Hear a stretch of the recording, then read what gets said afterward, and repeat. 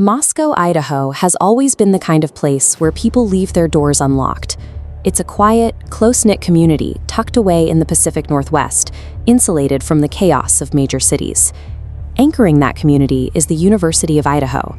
For the students living at 1122 King Road, their 3-story off-campus house was the ultimate social hub, a home base with a revolving door of friends coming and going, offering a picture-perfect college experience. Madison Mogan and Kaylee Gontalves were deeply intertwined in that world. They had been inseparable since the 6th grade, eventually rushing sororities together. Now, at 21, they were finalizing their post-graduation plans. Their roommate, 20-year-old Xana Kernodle, brought her own gravity to the house.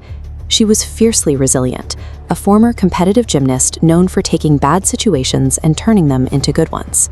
She spent almost every night with her boyfriend, Ethan Chapin, a fellow student who shared her bright, athletic energy. But in October 2022, a strange unease began to quietly infiltrate their lives. While walking her dog, Kaylee noticed a man standing nearby, his gaze locked entirely on her, never breaking eye contact. She tried to brush it off, but the feeling returned. While shopping for groceries shortly after, Kaylee noticed a man mirroring her path through the aisles. When she finally checked out and walked into the parking lot, he was standing directly near her car. All of these students were on the verge of launching their adult lives, securing degrees and lining up jobs in new cities. Yet while they looked toward the future, an unrecognized presence had already begun to narrow the distance between their sanctuary and the world outside. The bizarre occurrences didn't stop in town. They followed the roommates home. During a snowstorm, the group returned from a coffee run to find their front door standing wide open despite having secured it. Armed with a golf club, they cautiously went inside. They found the washing machine running, even though the house had been empty. Shortly after, a neighbor mentioned seeing a strange man lurking around the property while they were out. Despite the lingering anxiety in the house, Saturday, November 12th felt completely ordinary. Xana and Ethan spent the evening socializing at the Sigma Chi fraternity house. Maddie and Kaylee spent their night downtown at a sports bar. Around 1:30 a.m., they stopped at a popular food truck, unintentionally capturing themselves on a Twitch livestream picking up late-night food. After catching an Uber, the girls headed back. By 2 o'clock in the morning, all 5 roommates, along with Ethan, were inside 1122 King Road, settling in for the night. They locked up and went to sleep. After weeks of strange encounters and creeping paranoia, they felt entirely secure inside their home, completely unaware of the timeline closing in on them. To understand what happened next, we have to look at the layout of the home.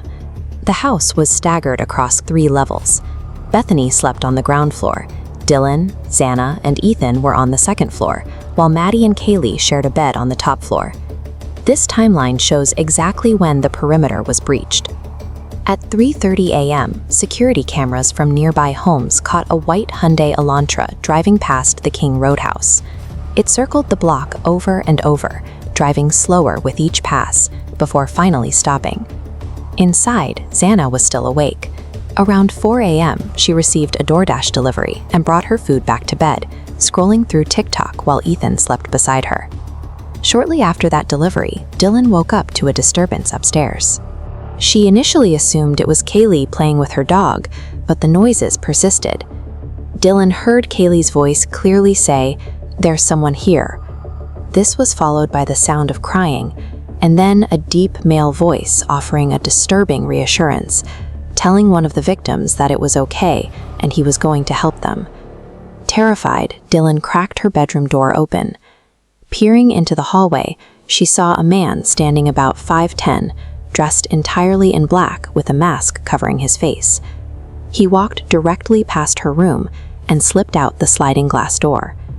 In a window of just 20 minutes, an intruder had successfully navigated all 3 floors of the occupied home, ending 4 lives before vanishing back into the neighborhood's silence. Dylan was paralyzed by what she had seen. She rushed downstairs to Bethany's room, where the two huddled together in the basement for hours, frantically texting their housemates and receiving no response. By 11 o'clock the next morning, the house was entirely silent. The surviving roommates gathered the courage to head upstairs, where they found Xana lying unresponsive near her open door. In a panic, they rushed outside and called a group of nearby friends to help. One of those friends, Hunter, ran inside to check the room. He immediately recognized the fatal stab wounds and stepped back outside to shield the others from the brutal reality, telling them to call 911. True crime often fixates heavily on the perpetrator, dissecting their motives and handing them the spotlight. We will not do that here. The killer will not own this narrative. Xana and Maddie both poured their energy into their marketing studies, balancing classes with shifts at the local Mad Greek cafe. Kaylee was set to graduate early, with an IT job waiting for her in Texas, and Ethan had 3 siblings attending the exact same university. All of those complex, beautiful futures were erased. While the legal proceedings focus on the minutes of the crime, the story of this community remains rooted in the years that preceded it, in the shared history, the late-night shifts, and the friendship that began in the 6th grade.